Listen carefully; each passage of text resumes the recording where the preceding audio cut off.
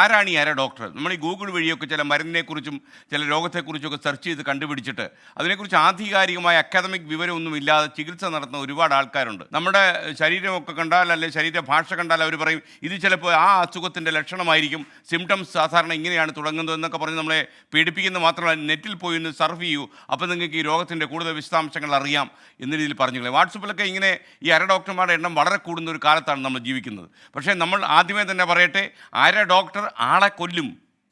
കാരണം ഒരു രോഗത്തിന് നമ്മൾ ചികിത്സ നടത്തുമ്പോൾ ആ മരുന്ന് കഴിക്കുന്നതിലൂടെ മറ്റ് അവയവങ്ങൾക്ക് ശരീരത്തിൽ എന്ത് മാറ്റം ഉണ്ടാകും, കഴിക്കുന്ന മരുന്നിനുള്ള ഇമ്പാക്റ്റ് എന്താണ് എന്ന് മനസ്സിലാക്കാതെ ചികിത്സ നടത്തിയാൽ ആൾ കാഞ്ഞു പോകും ചിലപ്പോൾ. അതുകൊണ്ട് നമ്മുടെ മലയാളികളുടെ ഒരു ശീലമാണ് സ്വയം ചികിത്സ എന്ന് പറയുന്നത്. എന്ത് വന്നാലും നമ്മൾ മെഡിക്കൽ സ്റ്റോറിൽ പോയി കുറച്ച് മരുന്ന് വാങ്ങിച്ച് കഴിക്കും. ചെറിയൊരു ജലദോഷം വന്നാൽ പോലും നമ്മൾ മരുന്ന് കഴിക്കുന്നത് വളരെ മുന്നിലാണ്. അനാവശ്യമായി ആൻറ്റിബയോട്ടിക്കുകൾ കഴിച്ചാൽ അത് ആൻറ്റി മൈക്രോബിയൽ റെസിസ്റ്റൻസിന് കാരണമാകും എന്ന് പലർക്കും അറിയില്ല.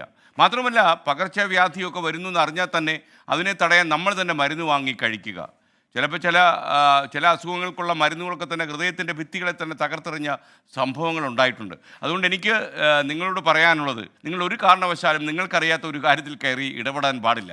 അക്കാദമിക് വിവരം ഉണ്ടെങ്കിൽ മാത്രമേ, ആധികാരികമായി നമ്മൾ വൈദ്യശാസ്ത്രം പഠിച്ചിട്ടുണ്ട് എങ്കിൽ മാത്രമേ നമ്മൾ ചികിത്സ നിർദ്ദേശിക്കാവൂ, ചികിത്സ നടത്താവൂ, മരുന്ന് കഴിക്കാവൂ.